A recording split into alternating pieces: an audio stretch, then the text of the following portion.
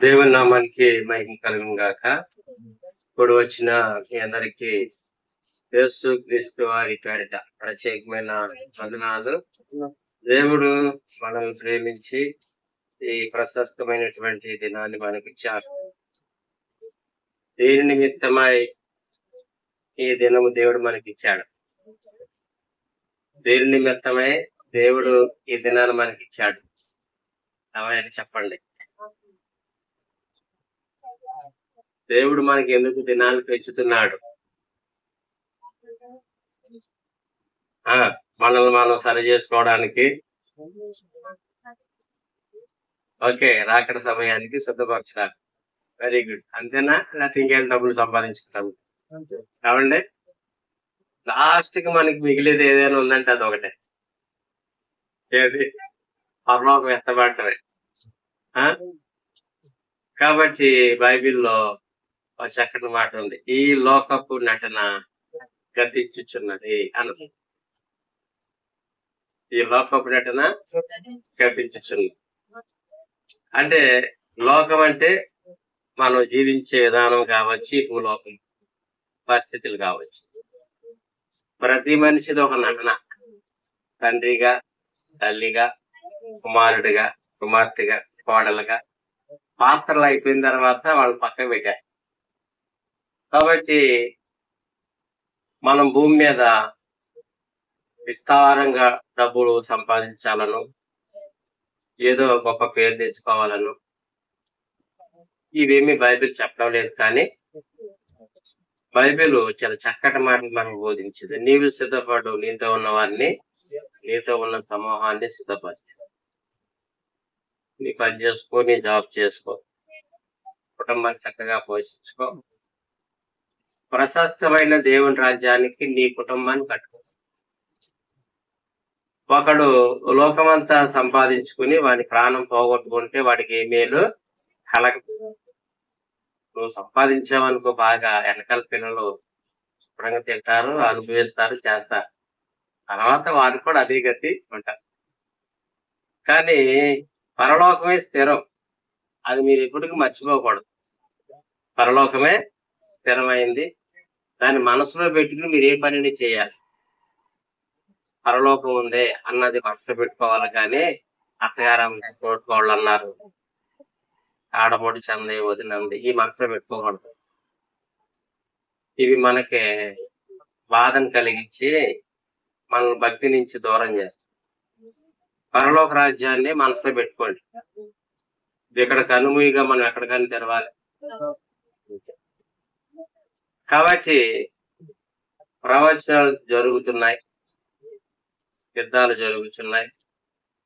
ఇవి రాకడి వెంటనే రాదు, కానీ ఇవి గుర్తులు అని బయటకు చెందిస్తుంది. కాబట్టి ఉన్నదానికి తృప్తి చెంది, లేని దాని గురించి పరుగులు పెట్టదు. ఏ నాటి కీడ నాటికి చాలు. కాబట్టి మీరు సిద్ధబాటు అనేది చాలా ప్రాముఖ్యమైంది. సిద్ధబాటు లేకుండా నువ్వు ఒకవేళ ఈ లోకాన్ని విడిచిపెడితే నువ్వు లెక్క చెప్పవలసి ఉంది దేవునికి. కాబట్టి మీలో చాలా మంది మారు మనసు పొందారు, మీలో చాలా మందికి రక్షణ వాగ్దానాలు ఉన్నాయి. కాబట్టి ఆ రక్షణ వాగ్దానాన్ని కాపాడుకుని మారు మనసు పొందని వారు మారు మనసు పొంది రక్షణ వాగ్దానం సంపాదించుకుని దాన్ని జాగ్రత్తగా కాపాడుకున్నట్టే భక్తి. కాబట్టి మనము ఈ భక్తి విషయంలో అశ్రద్ధగా ఉండొద్దు. లేదు నాకు, నేను సంపాదించలేదు అనే మన ఆత్మీయ జీవితాన్ని పాడు చేసే ఆలోచన మన హృదయంలోకి రాకుండా, నేను ఇప్పుడు యేసుప్రభు వస్తే ఎత్తపడతానా లేదా అనేదాన్ని నువ్వు జాగ్రత్తగా చూసుకోవాలి.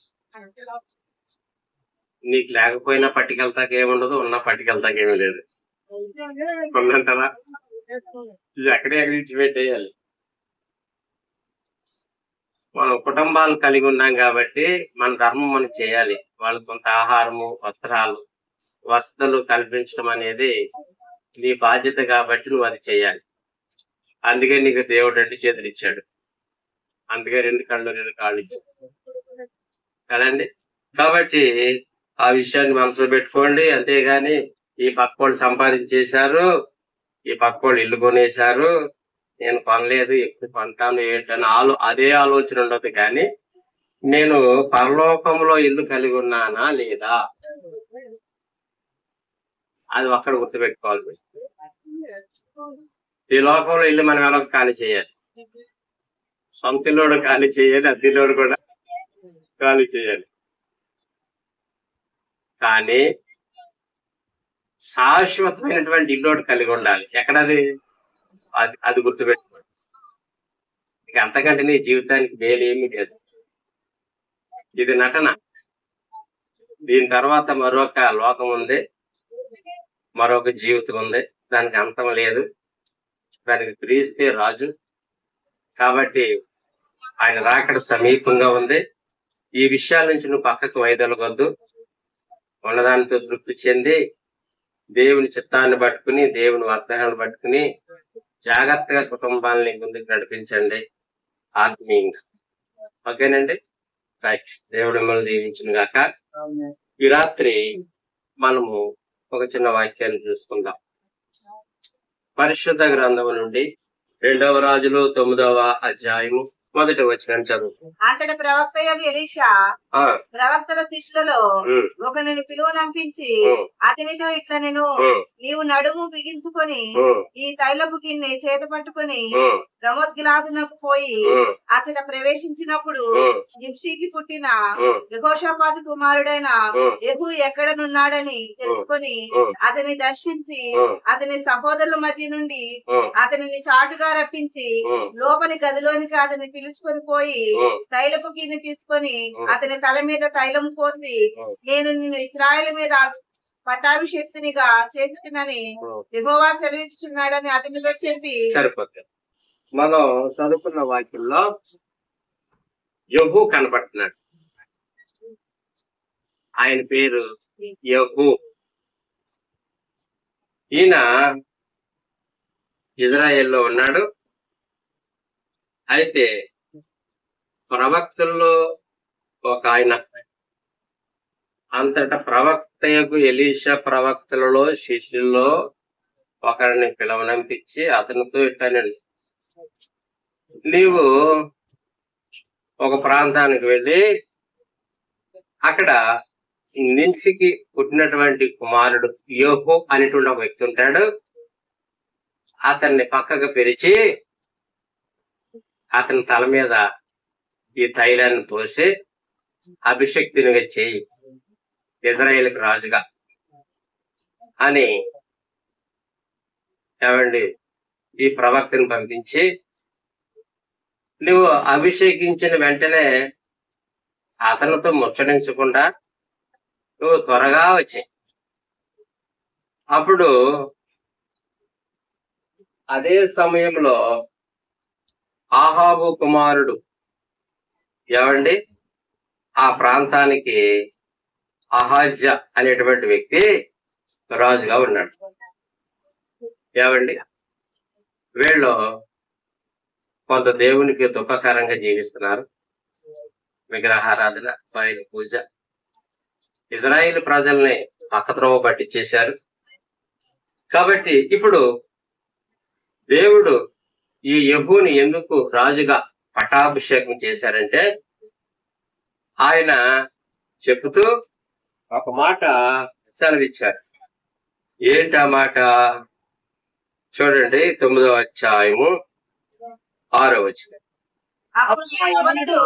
అప్పుడు తల మీద తైలం పోసి అతనితో ఇట్లా, నేను ఇశ్రాయేలు దేవుడని యెహోవా సెలవిచ్చినదేమనగా, యెహోవా జనులైన ఇశ్రాయేలు వారి మీద నేను నిన్ను పట్టాభిషిక్తునిగా చేయుచున్నాను. కాబట్టి నా సేవకులైన ప్రవక్తలను హతము చేసిన దానిని బట్టి, యెహోవా సేవకులందరినీ హతము చేసిన దానిని బట్టి యెజెబెలునకు ప్రతీకారము చేయనట్లు నీవు నీ యజమానుడైన ఆహాబు సంతతి వారిని హతము చేయుము. సరిపోదు. ఎందుకు రాజుగా చేశాడు తల్లి? ఎందుకు యెహూని రాజుగా చేశాడు రాజు ఉండగా అంటే ఈ ఆహాబు సంతతి వారు నా ప్రవక్తలు చంపేశారు. నా ప్రవక్తలను చంపి ప్రార్థన చేసేవాళ్ళని హింసించి వీళ్ళు నా వైపు కాకుండా విగ్రహారాధన వైపు నడిపిస్తున్నాడు ఈ ఆహాబు సంతతి రాజులు. యెజబెలు కుటుంబం వారిని పూర్తిగా నిర్మూలన చేయాలి, అందుకే నేను రాజుగా నియమించింది అని తల మీద ఏమండి ఎవరైతే ఈ తైలం పోసారో ఆ ప్రవక్త ఆ శిష్యుడు చెప్పేసి వెళ్ళిపోయాడు. ఇది ఎప్పుడైతే ఈ సమాచారం ఉన్నటువంటి ఈ సామాన్యమైనటువంటి యెహూ దేవుని అభిషేకం పొందిన తర్వాత దేవుడు చెప్పిన పని తడవు చేయకుండా పని జరిగించడానికి కోనుకున్నాడు. కోనుకుని ఇప్పుడు ఎవరెవరిని చంపాలి, ఎవరెవరిని దేశంలో నుంచి తొలగించాలో ఆ పనిలో ఆయన పడ్డాడు. 9వ అధ్యాయము 22వ వచనం చదువుతాం. యెహూను చూసి యెహూ సమాధానమా అని అడుగగా యెహూ నీ తల్లి అయిన యెజబెలు జారత్వములను చిల్లంగితనములను ఎంత అపరిచితమై ఉండగా సమాధానం ఎక్కడి నుండి వచ్చిన నేను యెహోరాము రథము త్రిప్పి అహజ్యా ద్రోహము జరుగుతున్నదని అహజ్యాతో చెప్పి పారిపోయాను. అప్పుడు యెహూ తన బలము కొలది విల్లు ఎక్కు పెట్టి యెహోరామును భుజముల మీద భుజముల మధ్య కొట్టగా బాణము అతని గుండె గుండా దూసిపోయేది కనుక అతడు తన రథమునందే ఒరిగెను. కాగా యెహూ తన అధిపతి అయిన బిద్కరును పిలిచి ఇట్లా నేను అతని ఎత్తి ఇశ్రాయేలీయుడైన నాబోతు భూభాగమందు పడవేయము, మనమిద్దరమును అతని తండ్రి అయిన ఆహాబు వెనుక గుర్రములు ఎక్కి వచ్చినప్పుడు యెహోవా అతని మీద ఈ శిక్ష మోపిన సంగతి జ్ఞాపకము చేసుకొనుము. సరిపోదు, నాబాతు పొలాన్ని ఆక్రమించాడు ఆహాబు. కాబట్టి అంతేకాదు యెజబెలు స్త్రీ అంది ఇతను రాజు మీద అబద్ధం చెప్పాడని చెప్పేసి ఇద్దరు అబద్ధికులను పెట్టి నాబాతును కొట్టి చెప్పేసి ఏమండి అతని దేహము రక్తము కుక్కలు నాకినట్లుగా చేస్తే అప్పుడు ప్రవక్త అయినటువంటి ఏలీ వెళ్ళి ఎక్కడైతే నాబోతు రక్తము కుక్కలు నాకినాయో అదే స్థలంలో నీ రక్తము నీ పిల్లల రక్తం అంతా కూడా నీ సంతతి రక్తము కుక్కలు నాకితే అని ప్రవచించాడు. ఆ ప్రవచనాన్ని దేవుడు నెరవేర్చడానికి యెహూని ఏర్పాటు చేశాడు. ఇప్పుడు యెహూ తడవ చేయకుండా తన పనిని స్పీడ్ గా కొనసాగించాడు. ఇక్కడ చంపి ఒక వ్యక్తిని అక్కడ పడేసి ఇక్కడ 30వ వచనానికి రండి. యెహూ ఇశ్రాయేలు వైపు వచ్చిన సంగతి యెజబెలు వినబడను గనుక ఆమె తన ముఖములకు రంగు పూసుకొని శిలాభూషణములు ధరించుకొని కిటికీల నుండి కనిపెట్టి చూస్తుండగా యెహూ గుమ్మము ద్వారా ప్రవేశించెను. ఆమె అతనిని చూసి యజమానిని చంపిన వాడా, జింజీ వంటి వాడా, నీవు సమాధానంగా వచ్చుచున్నావా అని అడుగగా అతడు తల ఎత్తి కిటికీ తట్టు చూసి నా పక్షమందున్న వాడెవరని అడుగగా ఇద్దరు పరిచారకులు పైనుండి దొంగుతుంది, దీనిని కింద పడదోయమని అతడు చెప్పగా వారు దాన్ని కిందకి పడదోసినందున దాని రక్తంలో కొంత గోడ మీదను గుర్రముల మీదను చిందెను. మరియు గుర్రమ్మ చేత అతడు దాన్ని బ్రతికించెను. అతడు లోకం ప్రవేశించి అన్నపానం చేసిన తరువాత ఆ శాపగ్రస్తురాలు రాజకుమార్తె కనుక మీరు వెళ్లి దాన్ని కనుగొని పాతిపెట్టుడని ఆజ్ఞయ్యగా వారు దాన్ని పాతిపెట్టబోయింది. అయితే దాని కపాలమును పాదములను అరిచేతులు తప్ప మరేమీ కనబడలేదు. వారు తిరిగి వచ్చి అతనితో ఆ సంగతి తెలియజెప్పగా అతడు ఇట్లా ఇది యెజబెలు ఎవరూ గుర్తుపట్టలేకుండా యెజ్రెయేలు భూభాగం అందు కుక్కలు యెజబెలు మాంసంలో తిరుగు. యెజబెలు యొక్క కడేబరము యెజ్రెయేలు యొక్క భూభాగం అందున పెట్టవలనుందని తన సేవకులను ఏలియా ద్వారా యెహోవా సెలవిచ్చిన మాట చొప్పున ఇది జరిగాను. సరిపోతుంది. దేవుడు ఏదేదో జరిగించాలనుకున్నాడో అది తన సేవకుడైనటువంటి రాజు యెహూతో ఒక్కొక్క పని జరిగించుకుంటూ వెళ్తున్నాడు. అర్థమవుతుందండి. ఇప్పుడు ఇద్దరిని చంపించాడు. ఈయన రాజు అయిన తర్వాత మూడో పని ఏం చేశాడంటే ఇప్పుడు 10వ అధ్యాయము 16వ వచనం కూడా చదువుకుందాం. యెహోవాను గూర్చి నాకు కలిగిన ఆసక్తి చూచుటకాయ నాతో కూడా రమ్మనగా యెహోవా రథం మీద వారిని కూర్చుండబెట్టిరి. అతని షోమ్రోనుకు వచ్చి ఆహాబును శేషించిన వారందరినీ చంపి ఏలీయాకు యెహోవా సెలవిచ్చిన మాట నెరవేర్చి ఆహాబును నిర్మూలన చేయ వరకు హతము చేయటం మానుకుందెను. తరువాత యెహూ జనులందరినీ సమకూర్చి వారికి లాగా ఆజ్ఞ ఇచ్చెను.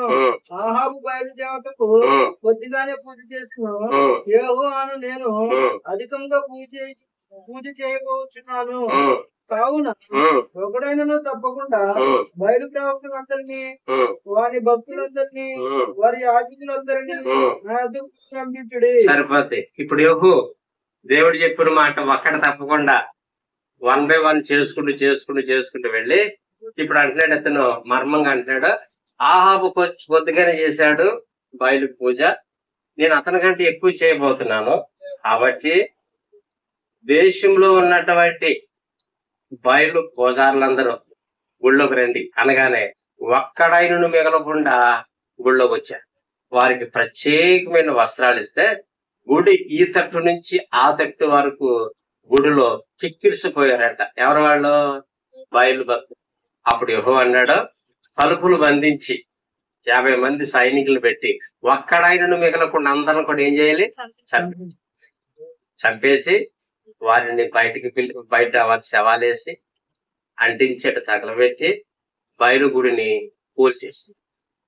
దేవుడు ఎందుకు యెహూని ఏర్పరచుకున్నాడంటే ఆహాబు సంతతి చేసినటువంటి పనులు దేవుడికి ఇష్టం లేక యెహూని ఏర్పాటు చేసి ఆయన ద్వారా అన్ని పనులు చేయించుకుంటూ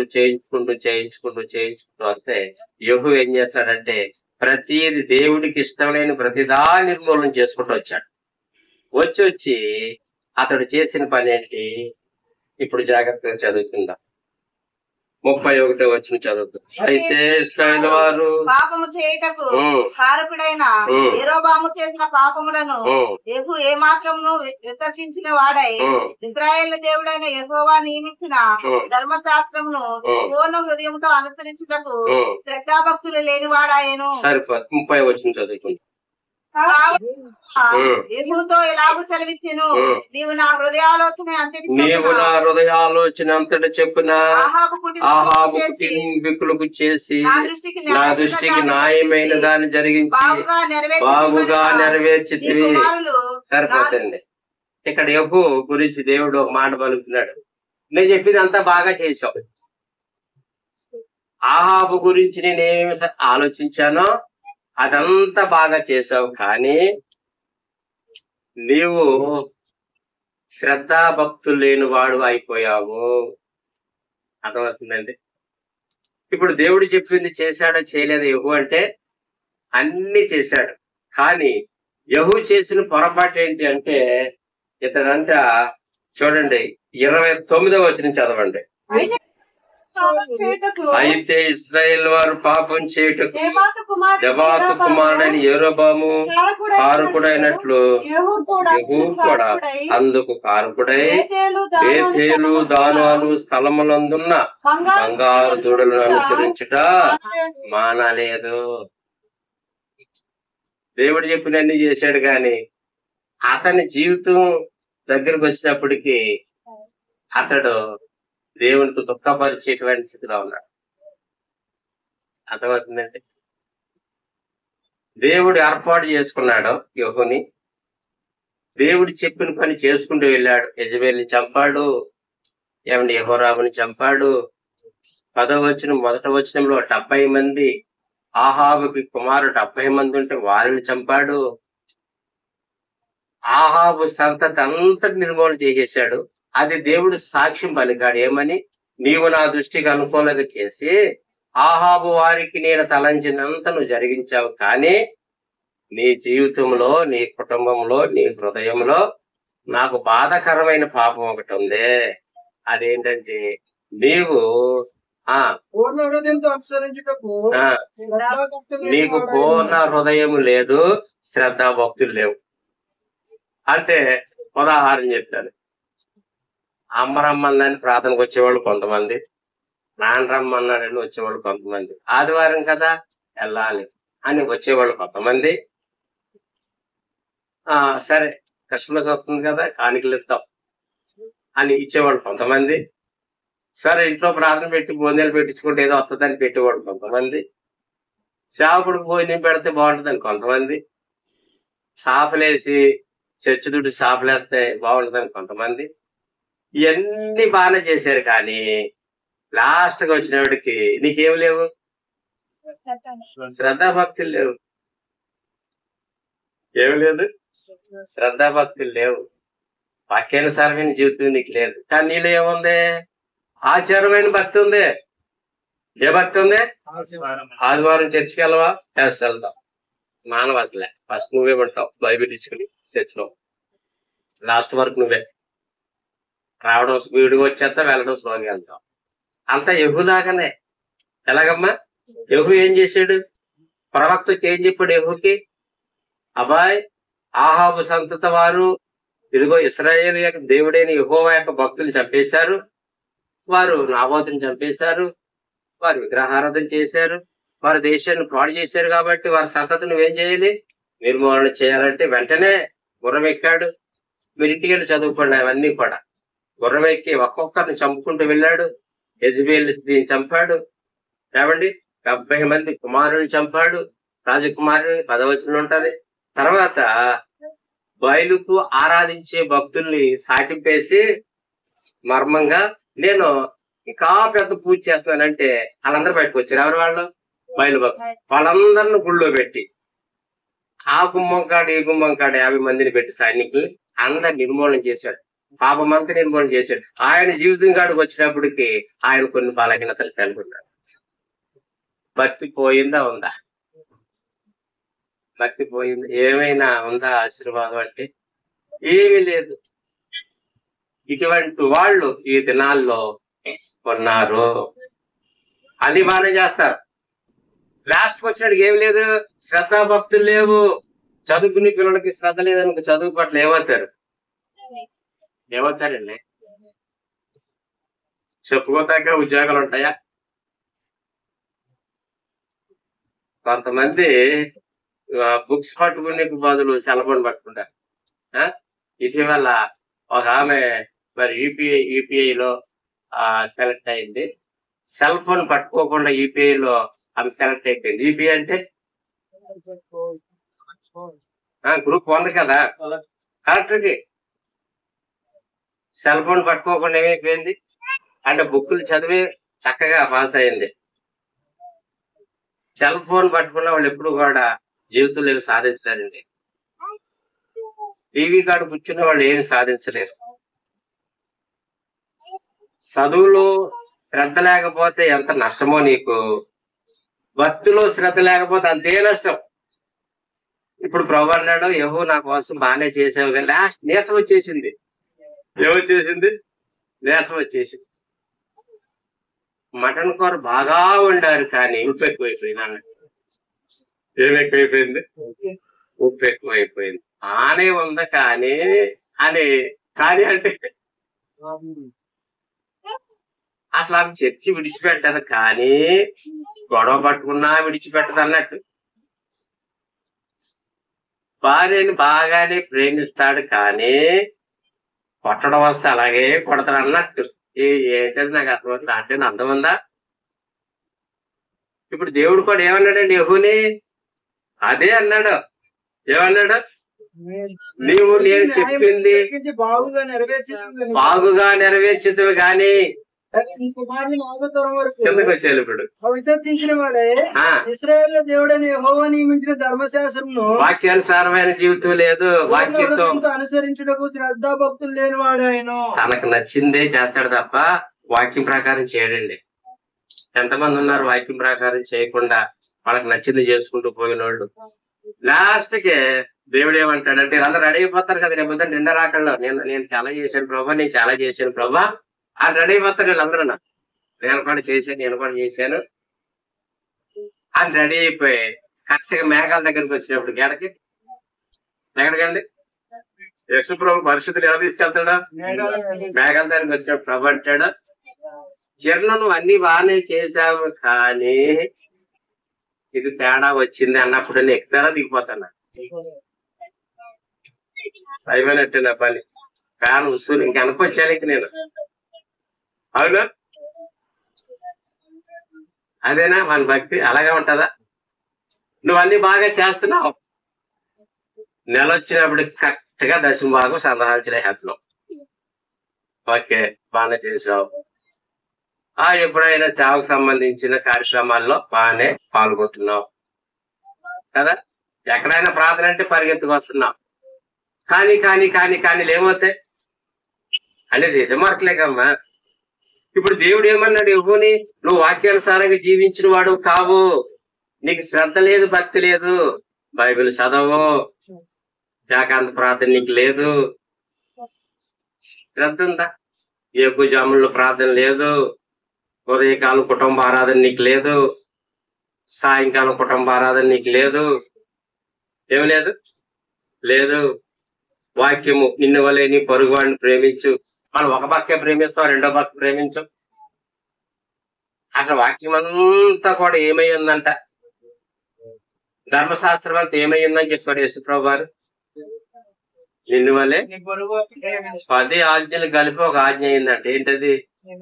10 ఆజ్ఞల యొక్క విలువ అర్థం ఒకటే, నిన్ను వలే నీ పొరుగు వాడిని అనేసి. భార్యను ప్రేమించం, భర్తను ప్రేమించం, అత్తగారిని ప్రేమించం,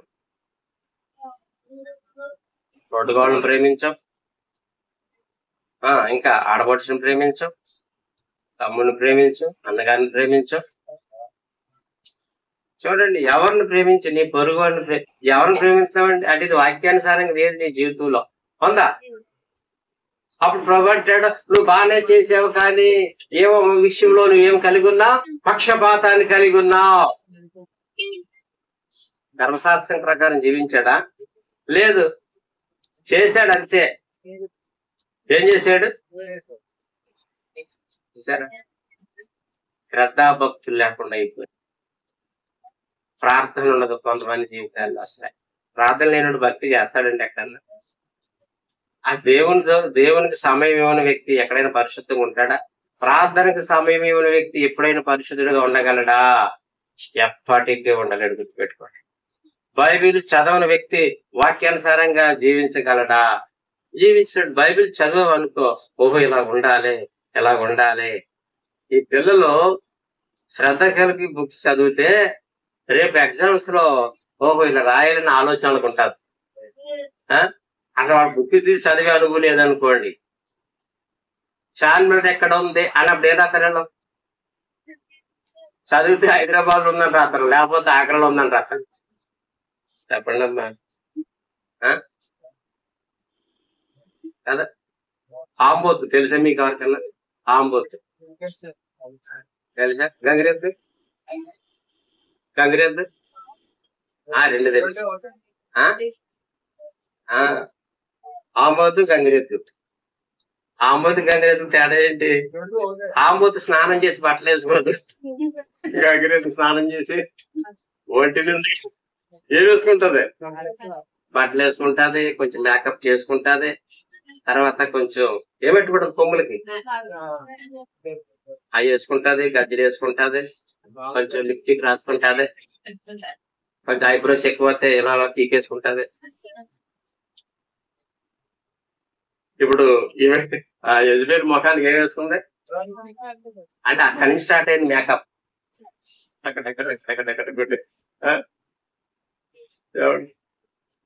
యూట్యూబ్ చూస్తారు కదా మీరు ఎప్పుడెప్పుడు. వాళ్ళ భార్య బెడ్రూమ్ ఎలా కొట్టేసుకుంటుంటే హెలికాప్టర్ సౌండ్ వస్తుంది. ఈ రకం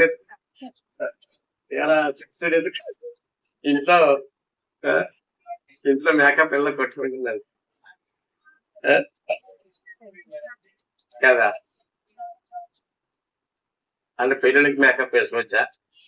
చెప్పడం నా పని, చేయడం మరి చేయకపోవడం అనేది చేయడం అనేది తర్వాత విషయం. గుర్తుపెట్టుకోండి, యెజ్బేల్ ఆత్మ.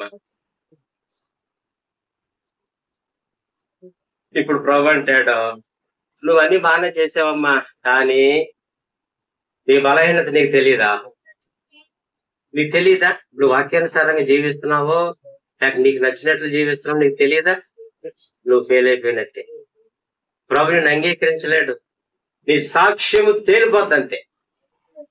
ఆయన అన్ని బాగానే చేస్తాడు కానండి, ఏదో ఒక చిన్న బలహీనత ఉందండి. ఏం బలహీనత? సిగరెట్ తాగే బలహీనత. ఏదో ఒక బలహీనత ఉంది నీకు. మా ఆయన గారు నన్ను బాగానే చూసుకుంటాను కానీ కోపం వస్తాయి కనుక, ఏమొస్తాయి? కోపం వచ్చిందంటే కనుక బొక్కలు బూరులాగా అయిపోతాయంటే. ఇంకా ప్రేమించడం ఏంటి, ఇంకా బాగా చూసుకోవడం ఏంటి? సరే సార్, అవునా? ఎప్పుడైనా ఆయన అలాగా ఇవాళ ఆయన పెళ్లి రోజు, మరి వాళ్ళు ఏ చీర కొనుక్కొచ్చాడు, ఏదైనా మరి పాత చీరలా ఉంది, అది పాత చీర కొనటమేంటి ఏమ్మా? అవమానం కదా అది. కొత్త చీరలు ఉండద్దా పెళ్లి రోజు? మరి ఇంటికేందా సంగతి తెలుసుకో. ఏమండి, పాత చీర అయినా కొత్త చీర అయినా ఏది మనం అడగొద్దు అంతే. ఏమండి, కాబట్టి యెహూ లాంటి వ్యక్తులు ఉన్నారా? ఆహాబు ఇంటిని గూర్చి దేవుడు తలంచినంత యెహూ చేశాడు, కానీ ఈయన రహస్యముగా పాపంలో జీవిస్తున్నాడు. ఇంకా నీ జీవితంలో ఏ పాపం ఉంది? రహస్యమైన పాపం ఉంటే ఉంటది ఆశీర్వాదం, నీకు ఉంటుందా? ఎప్పటికీ నీకు ఆశీర్వాదం ఉండదు. ఎప్పటి ఇన్ని చేసిన ఎన్ని కూడా వైపు నువ్వు మాడతావు పోని, అంతేనా? అన్ని బాగా కొట్టిన తర్వాత ఈ కూరలు కొంచెం కూర్పోయింది, ఏమవుద్దమ్మా? పోయిన అంతా పోయినట్టే. నువ్వన్నీ చేస్తున్నావు దేవుడి కోసం, 10 మందిని తీసుకొస్తున్నావు, కొత్త వాళ్ళని అన్ని చేసి లాస్ట్ కి నీలోనే ఒక బలహీనత లోటు ఉండిపోయింది అనుకో. ప్రభు అంటాడు, అమ్మ నువ్వు బాగానే చేసావు కానీ నీలో ఇది ఉండిపోయిందమ్మా, మరి ఏం చేద్దాం దీని గురించి? టైం లేదు, కన్ను రెప్ప బాటలు ఎత్తబడాలి కదా. మనం అన్ని విడిచిపెట్టేస్తాం కానీ ఎక్కడో నీ జీవితంలో ఏదో ఒక పాపాన్ని నువ్వు కలిగి ఉంటావు, అవునా?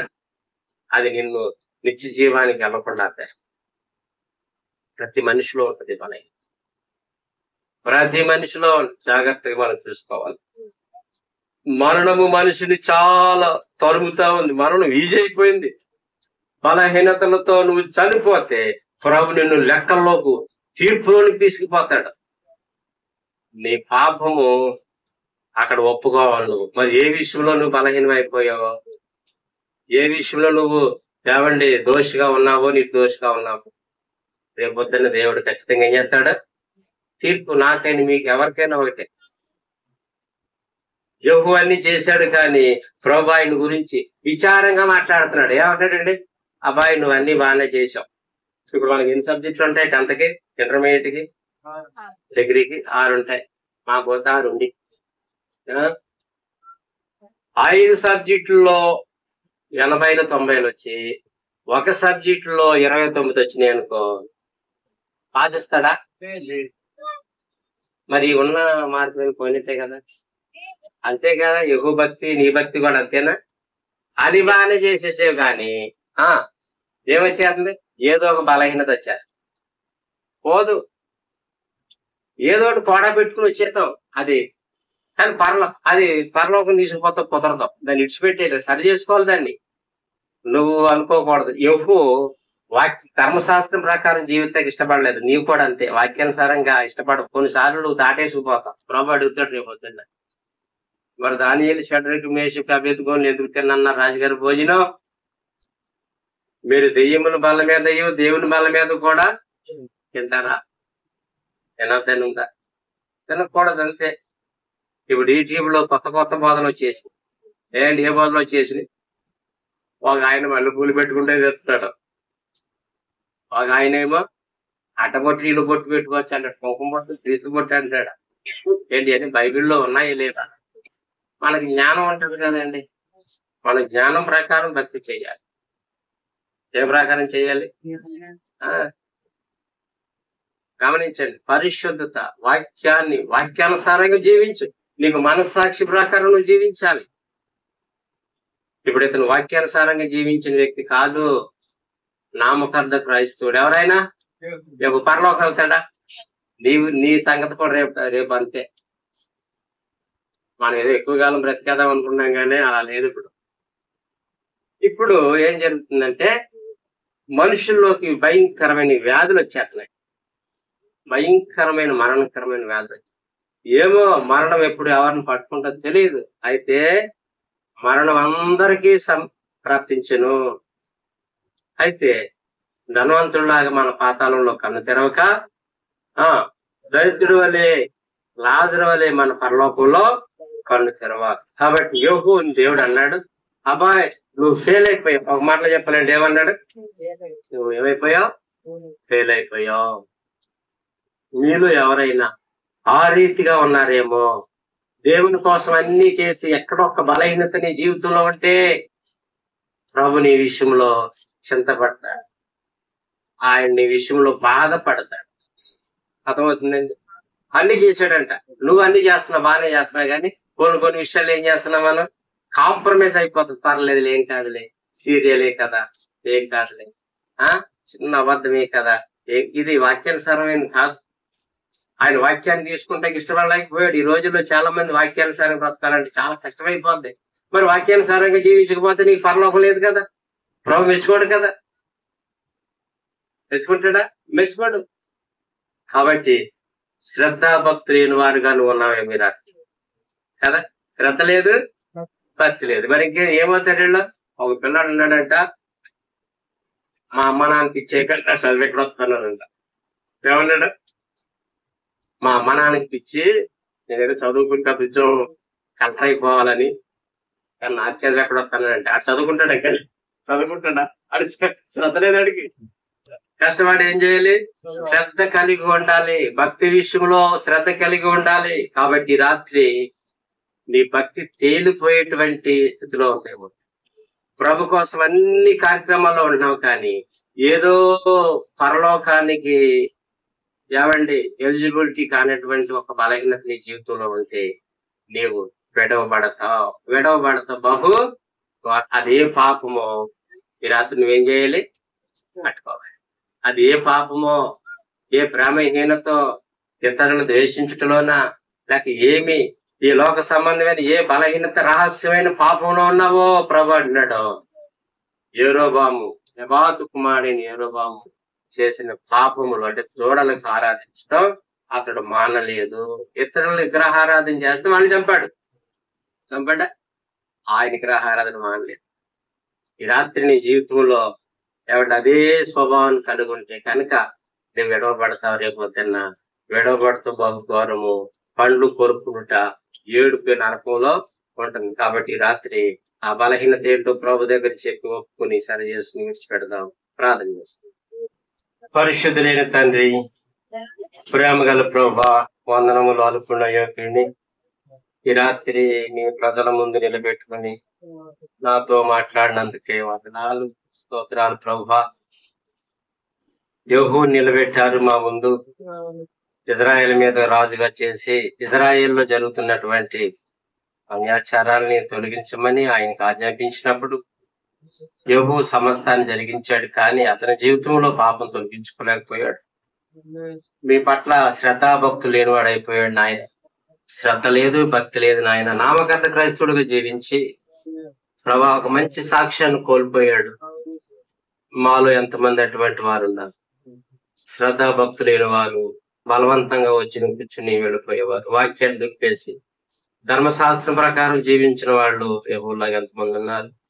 ఇటువంటి వాళ్ళకి పరలోక రాజ్యంలో చోట్లేదు నాయన. క్షమించి శ్రద్ధాభక్తులు దయచేయండి. కాలేబు యెహోషువలంతా పరిపూర్ణమైన హృదయంతో మిమ్మల్ని సేవించారు ప్రభు. అటువంటి కాలేబు యెహోషువుల హృదయాలు మా ప్రియులకు మోస్తాయిచ్చి పెద్దబడిన మాటలు దీవించి ఆశీర్వదించండి. మా ప్రియులు తిరిగి వెళ్ళుచుండగా దీవించి, కొంతమంది ఎంప్లాయీస్ ఉన్నారు, వాళ్ళ జాబులు దీవించండి. కొంతమంది చేతి పని చేసేవారు, చేతి పని మీరు దీవించండి. స్టూడెంట్ ని జ్ఞాపకం చేసుకోండి. కొత్తగా స్కూల్కి వెళ్తుండగా వారి చదువుల్ని దీవించి శ్రద్ధ దయచేయండి ప్రభా. వారి అవసరతలన్నీ తీర్చండి. బలహీనైన వారిని ముట్టి స్వస్థపరిచి ప్రభా అప్పులు రుణాలు తీర్చిపెట్టండి. సంఘాన్ని దీవించి ఆశీర్వదించండి. గర్భఫలం లేని వారికి గర్భఫలం దయచేయండి. ప్రజ్ఞాన స్త్రీలను దర్శించండి ప్రభు. బాలింతల్ని జ్ఞాపకం చేసి సంటి బిడ్డలను దర్శించండి ప్రభు. చేతి మాకు సొంత మందిరాన్ని కూడా స్థలంలో మీరు మాకు దయచేసి సంఘమంతా తిరిగి వెలుచుండగా తోడుగా ఉంది. యేసు గొప్ప నామని అడుగుచున్నాము తండ్రి. ఆమేన్. మన తండ్రి దేవుని ప్రేమ, యేసు క్రీస్తు వారి కృప, పరిశుద్ధాత్మిక అన్యోన్య సహవాసం సదాకాలం సంఘానికి తోడే ఉండుగా. ఆమేన్. అందరికీ వందనాలు.